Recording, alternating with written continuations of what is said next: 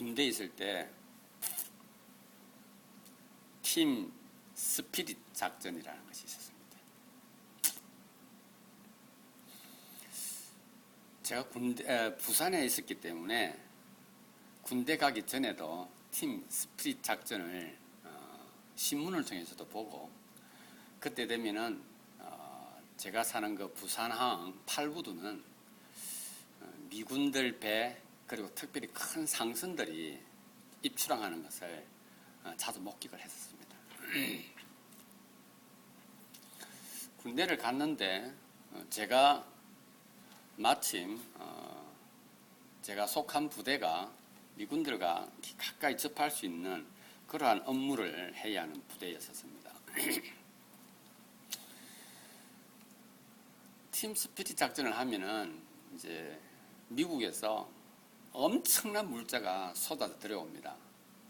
그것이 들어올 때는 꼭 핵 모함이 같이 들어왔습니다. 제가 군대 생활할 때 엔터프라이즈호가 8부두에 이제 입항을 했죠. 그리고 저희 부대가 바로 그것을 관리하는 부대였습니다. 그래서 저희는 이제 거기에 올라가서 토마호크라든지 대전 자포라든지 수송기라든지 그걸 다 체크하는 거예요. 그리고 우리는 이제 그것을 체크하면은 저희 일은 끝나는 겁니다.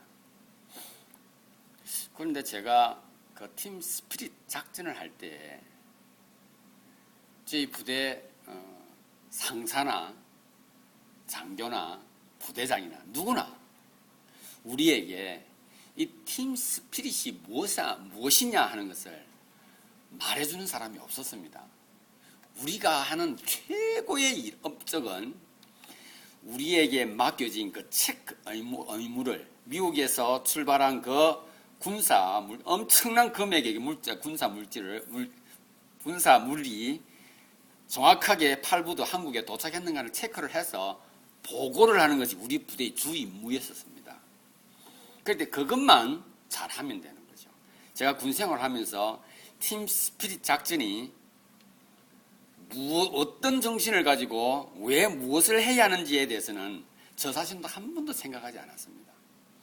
제가 제대를 하고 나서 한참을 지나고 나서 우연찮게 제가 이 군사훈련에 대한 생각을 하게 되었습니다. 그러면서 그 단어, 원래 영어로 된 단어를 이렇게 보는 중에 이 팀 스피릿이라는 것이 이런 의미였구나 하는 것을 그때 비로소 제가 알게 됐습니다.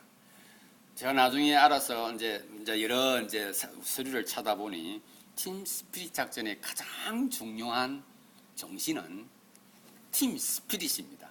팀이 하나로 뭉치는 거죠. 그래서 원 스피릿, 미군과 한국군이 하나로 뭉쳐서 가상의 적에 대항하자라고 하는 것이 이 팀 스피릿 작전의 정신이었던 것입니다.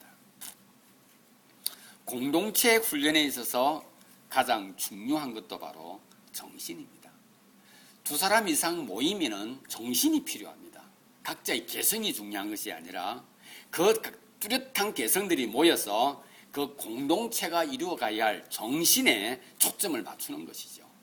그래서 둘 이상이 모여서 어떤 것을 만들어갈 때는 정신이 중요하죠. 원 스피릿이 중요한 것입니다.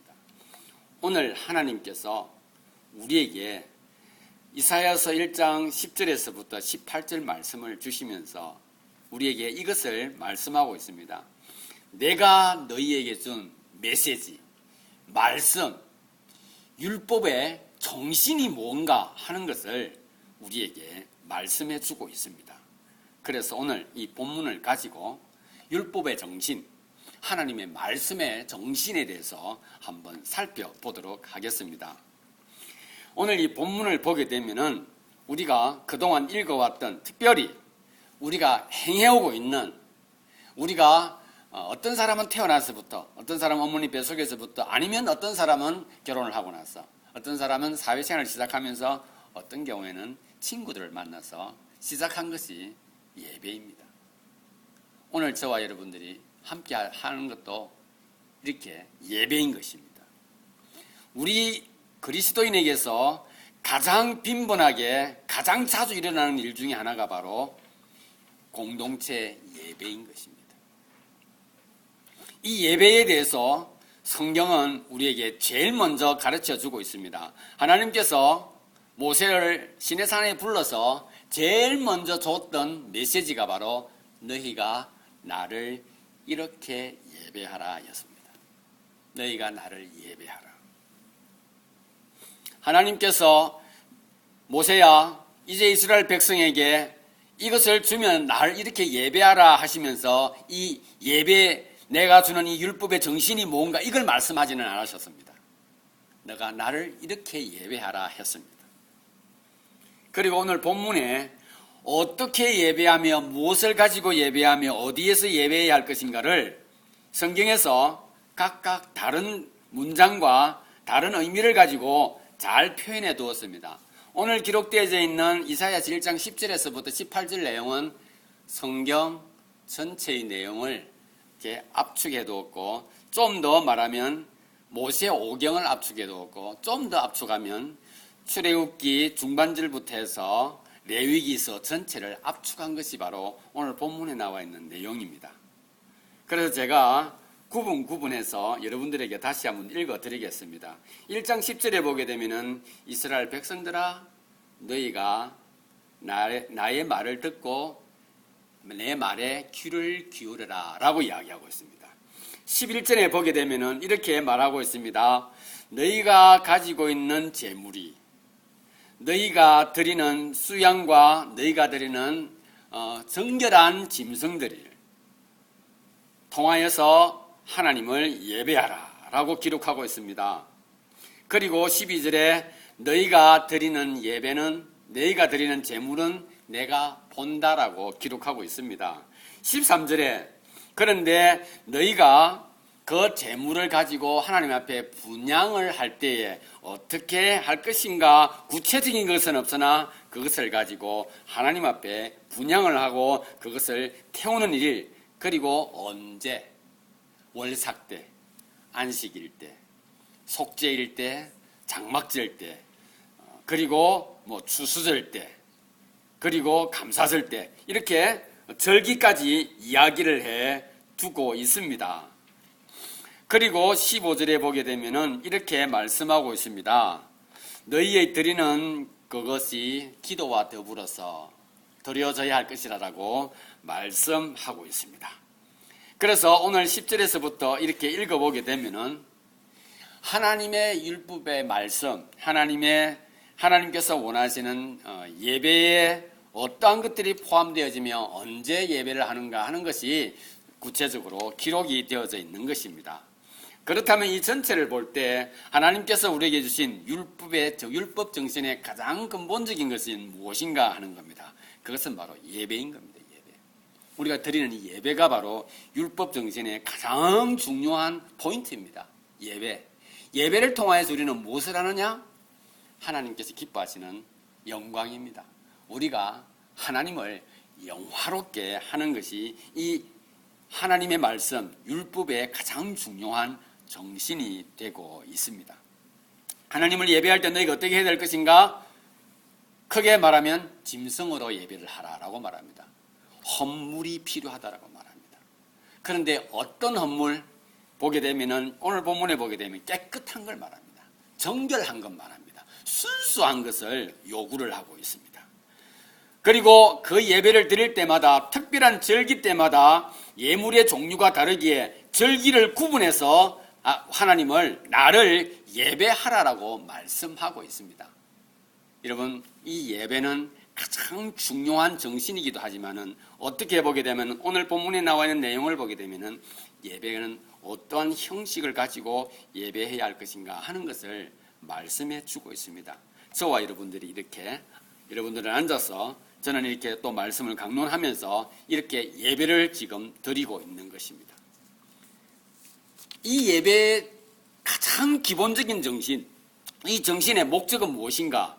그것은 바로 하나님을 영화롭게 하는 것입니다. 전도서 12장에 보게 되면은 내가 너희를 이렇게 한 것은 너희가 나에게 영광을 돌리도록 하기 위하였다라고 말합니다. 그러니 우리는 이 예배, 주님께서 제정해 주신 이 예배를 통하여 하나님을 높이는 것입니다. 하나님의 이름을 높이는 거예요.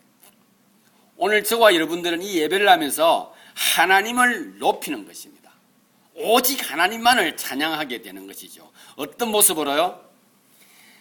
성경은 우리에게 가장 정결한 것을 준비했어라고 말씀하고 있습니다.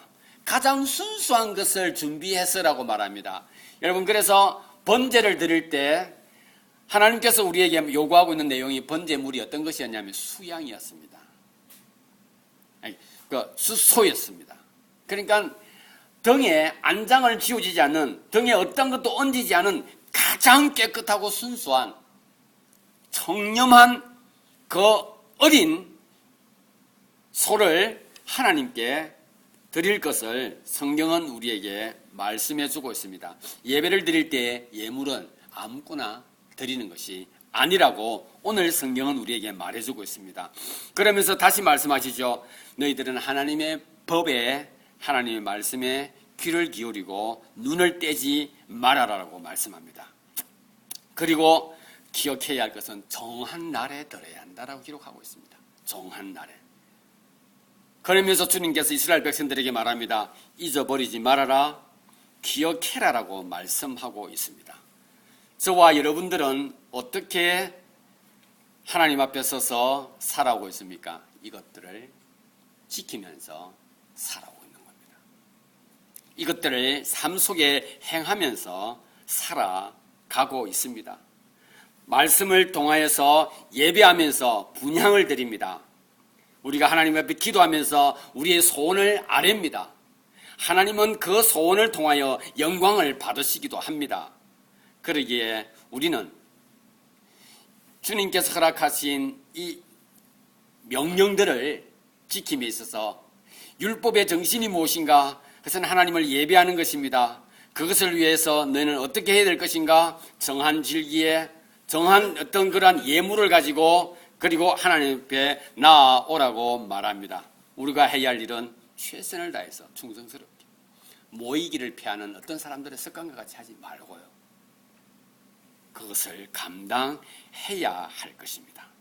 자, 우리는 이제 오늘 본문 속에 나와 있는 우리가 기울여야 할, 우리가 들어야 할 하나님의 말씀의 내용을 우리가 보았습니다. 그런데 오늘 본문을 좀 더 구체적이고 좀 더 깊이 읽어보게 되면은 하나님께서 이것을 또 우리에게 말씀해 주고 있습니다. 11절을 한번 볼까요? 11절에 보게 되면은 마지막 절에 이렇게 기록되어 있습니다. 나는 수송아지나 어린 양이나 수염소의 피를 기뻐하지 아니한다라고 기록하고 있습니다. 하나님께서 말씀하신 것을 따라서 우리는 그대로 순종을 했는데 이스라엘 백성들은 최선을 다해서 어려운 환경 속에서 그 제물들을 드렸는데 하나님께서 기뻐하지 아니하신다라고 말씀하고 계십니다.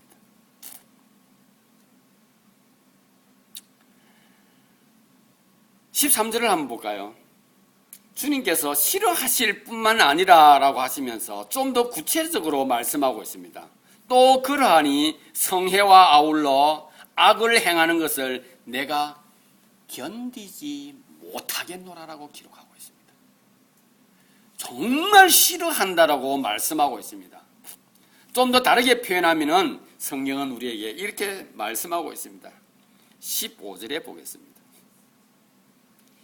그 하나님의 마음이 내가 너희를 싫어하고 내가 정말 너희들이 하는 것이 너희가 드리는 것이 내 마음에 안 든다, 기쁨이 없다라고 표현을 하면서 뭐라고 이야기하냐면은 너희가 손을 펼 때에 주여 찬양을 받으시옵소서 할 그때에 하나님께서 눈을 가린대요. 눈을 가린답니다. 우리가 하나님 앞에 기도할 때에 15절에 보게 되면 뭐라고 말씀하고 있냐면은 내가 너희의 기도가 듣기 싫어서 귀를 막는다라고 말씀하고 있습니다. 귀를 막는다라고 하십니다. 하나님께서 분명히 우리에게 너희는 나를 이렇게 예배하라 했고 이런 제물을 가지고 이런 날에 이런 절기에 하라고 하셨는데 이스라엘 백성들이 열심히 그것을 쫓아서 그렇게 하나님을 기쁘시게 하고 있는 그때에 하나님께서 말씀하십니다. 나는 너희가 드리는 너희의 절기와 너희가 지키는 모든 행동들이 나를 고통스럽게 한다라고 말씀하고 있습니다. 고사에 이런 말이 있죠. 탱자가 양자강을 건너면은 귤이 된다라는 말이 있습니다. 이게 중국의 문물이 조선 동방예의지국으로 그 문물이 넘어갔을 때는 전혀 다른 것으로 바뀌었다는 것을 말하는 것이 아니라 이 조선이라고 하는 나라가 자기들이 만든 것을 더 가치 있게, 더 의미 있게 만드는 재주가 있는 민족이다 하는 것을 말해 주고 있는 것입니다.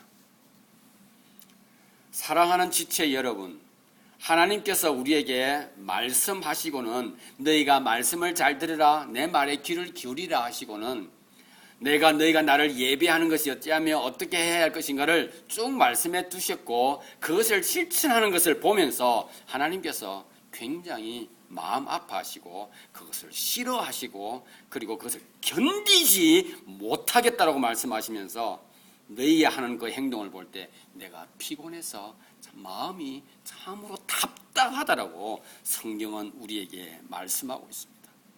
왜 그렇습니까? 왜? 12절을 한번 보도록 하겠습니다. 12절에 이렇게 기록하고 있습니다.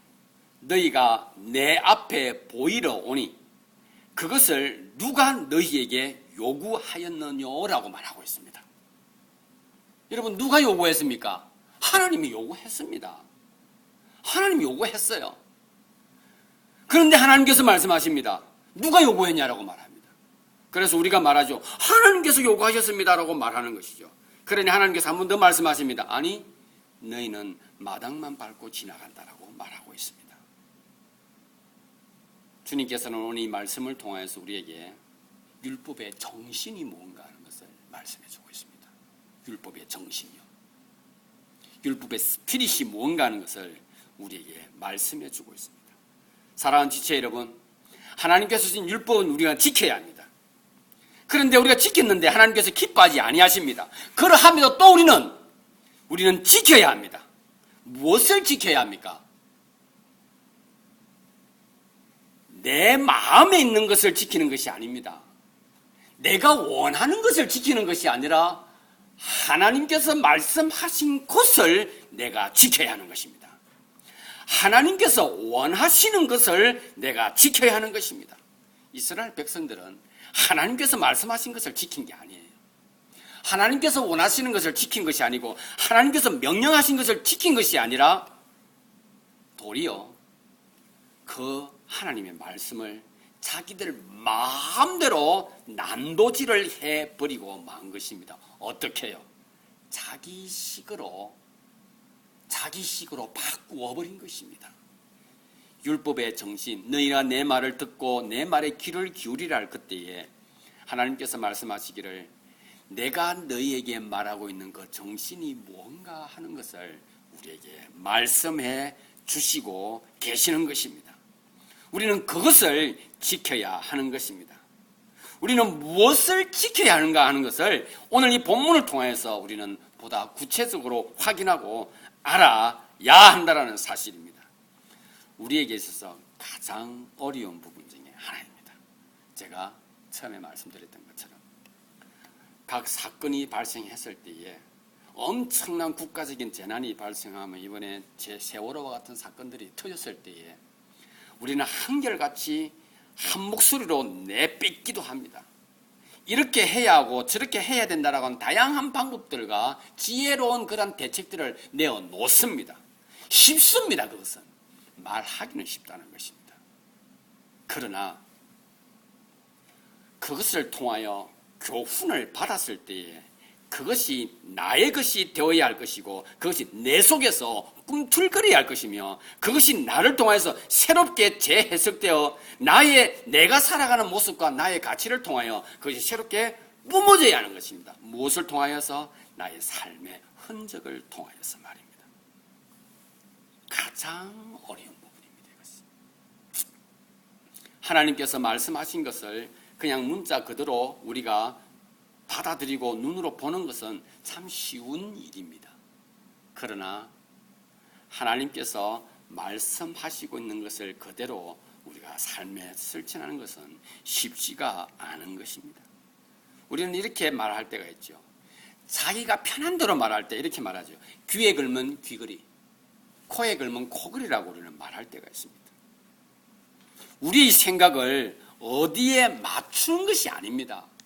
내 생각을 누구에게 맞추는 것이 아니라 내가 어떻게 해야 할 것인가 하는 것을 내가 삶을 통하여서 표현하는 것이 중요한 것입니다. 그러기에 하나님께서 오늘 말씀을 통하여 우리에게 말하고 있습니다. 나는 너희가 드린 예물과 제물, 너희가 드린 절기의 모습이 나를 고통스럽게 한다라고 말씀하고 있습니다. 그렇다면 우리가 오늘 이 말씀을 통하여 우리가 좀 더 깊은 내용을 살펴보아야 합니다. 여러분, 무엇을 살펴야겠습니까? 그것은 바로 하나님께서 우리에게 말씀하고 있는 내용을 하나님께서 우리에게 주시고자 하는 그 의미를 다시 한번 읽어보아야 하는 것입니다. 찾아야 하는 것입니다.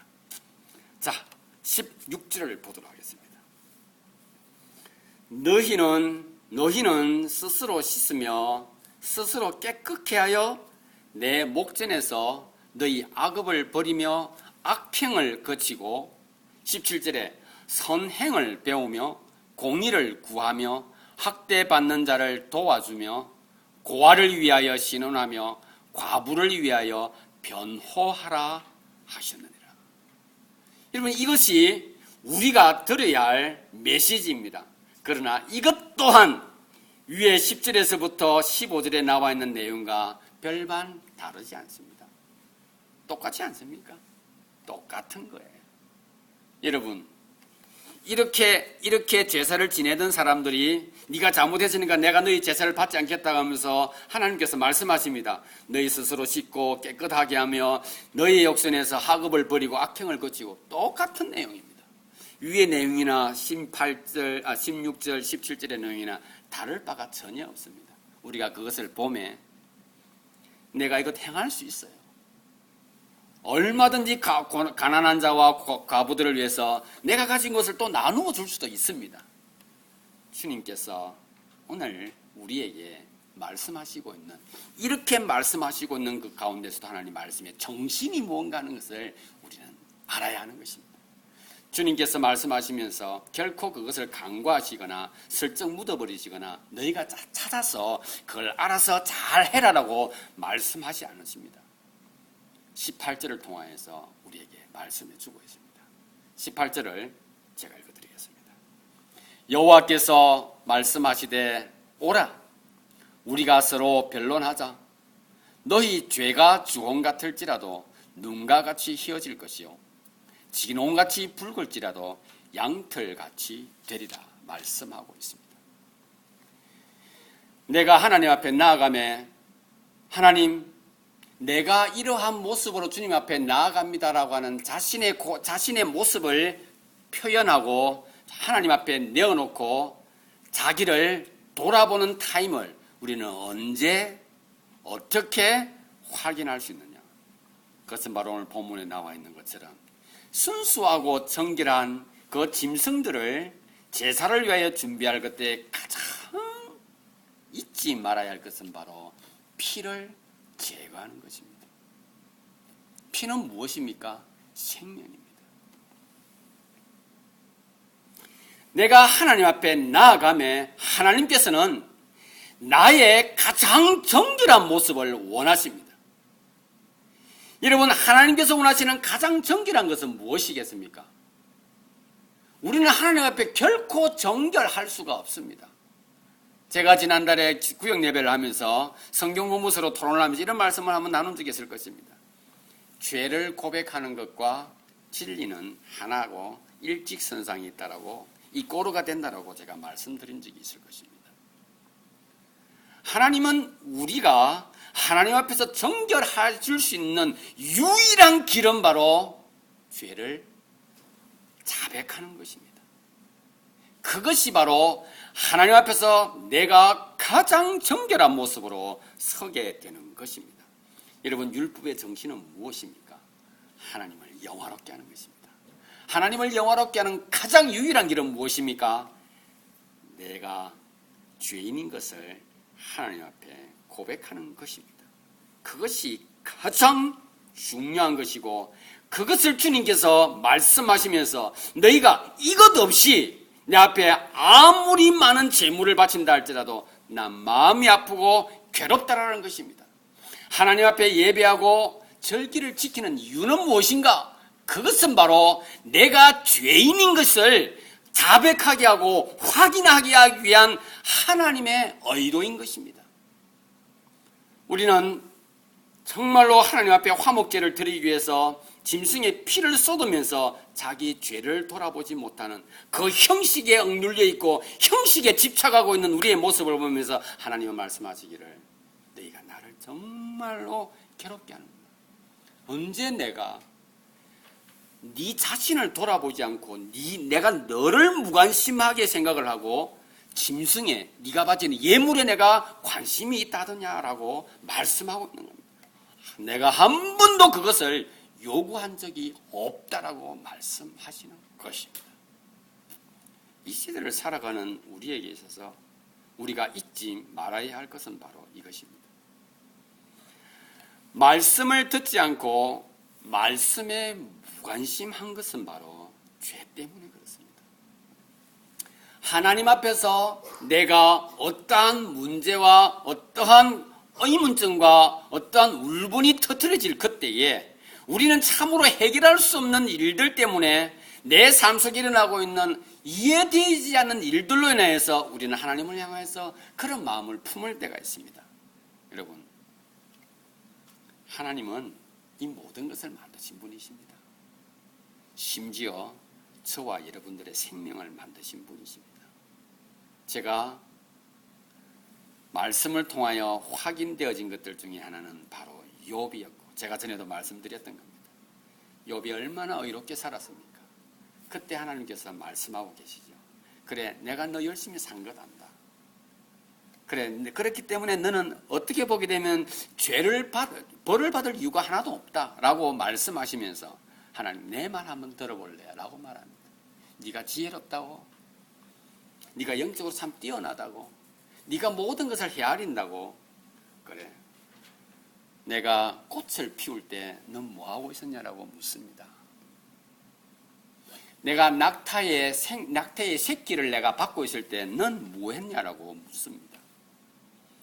내가 이 천지간에 있는 모든 생명체에 생명을 불어넣을 그때에 넌 어디에 있었냐고 묻습니다. 여러분, 하나님의 완벽함과 하나님의 능력을 우리가 좌지우지하려고 할 그때에 우리가 기억해야 할 것은 내가 죄로 오염되어졌기에 하나님이 그 엄청난 것을 도대체가 이해할 수 없구나 사실을 받아들여야 하는 것입니다. 여러분, 우리는 죄로 오염되어져 있음으로 인하여서 하나님이 하시는 일들과 계획에 대하여 우리는 조금도 이해할 수 없는 철의 장막이 우리를 막고 있다는 것을 기억해야 하는 것입니다. 하나님께서는 우리에게 말씀하십니다. 너 죄인이지, 너 죄인이지. 하나님이 그것 하시려고 말씀하시는 것이 아니라 하나님께서는 우리와 관계를 유지하기 위해서 가장 빠른 길, 주님, 하나님 제가 죄인입니다. 고백하게 하시는 겁니다. 그게 바로 시작이 되어지는 순간에, 고백되어지는 순간에 우리의 예배는 시작되어지는 것입니다. 죄로 인하여서 억눌려져 있는 그 모든 것들은 결국은 무엇입니까? 내가 무엇인가 하려고 함으로 인해서 만들어진 것들 아닙니까? 주님, 제가 주님 앞에 죄인입니다. 라고 하는 그 고백이 선포되어지는 순간에 우리가 드리는 모든 예물은 의미가 있는 것이고 가치가 있는 것입니다. 하나님께서 오늘 말씀하시지요. 내 창고에 보화가 없어서, 내 창고에 수양이 없어서, 수염소에 기름이 없어서 나는 차고 넘친다라고 말씀하고 계십니다. 율법의 정신은 무엇입니까? 바로 죄를 멀리하라는 것입니다. 율법의 정신은 무엇입니까? 죄를 씻음으로써 깨끗해진 정결, 순수함, 그것이 바로 율법의 정신인 것입니다. 그러기에 우리가 하나님을 예배함에 있어서 내가 무엇인가 하려고 하지 마시기를 바랍니다. 가장 어렵고 가장 힘든 것은 바로 내 자신을 살피는 것입니다. 나 자신을요. 그리고 주님, 제가 주님 앞에 정말로 죄인이라는 이 사실을 고백하지 않을 수 없다고 하는 그때에 우리는 하나님께서 말씀하시는 모든 메시지 앞에서 최선을 다해서 살아갈 수 있는 힘과 용기를 얻게 되는 것입니다. 그러기에 오늘 이 본문을 통해서 하나님께서 우리에게 말씀하시고 있는, 내가 너에게 말하고 있는, 내가 너에게 선포하고 있는 이 모든 것의 가장 기본적인 정신은 바로 예배인데, 너희가 나를 영화롭게 하는 것인데, 그것은 바로 너희가 가지고 있는 죄를 하나님 앞에 가져오는 것이라고 말합니다.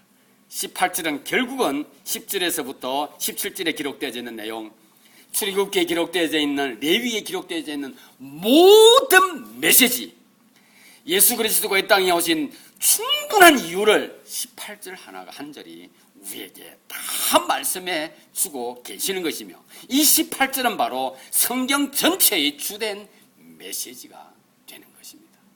사랑하는 지체 여러분, 하나님 앞에서 참 아름다운 예배, 주님께서 받으시는 예배, 주님께서 영광을 받으시는 예배를 드리기를 원하십니까? 그렇다면 죄를 자백하시기를 바랍니다. 여러분, 고백하시기를 바랍니다. 하나님, 내가 이럴 수밖에 없었다고 하는 사실을 드러내시기를 바랍니다. 그것은 바로 순수와 연결되어지는 것이고, 그것은 바로 진리와 연결되어지는 것이며, 그것은 바로 정결함과 연결되어지는 것이고, 곧 그것은 하나님을 가장 기쁘시게 한다는 사실을 잊지 마시기를 바랍니다. 기도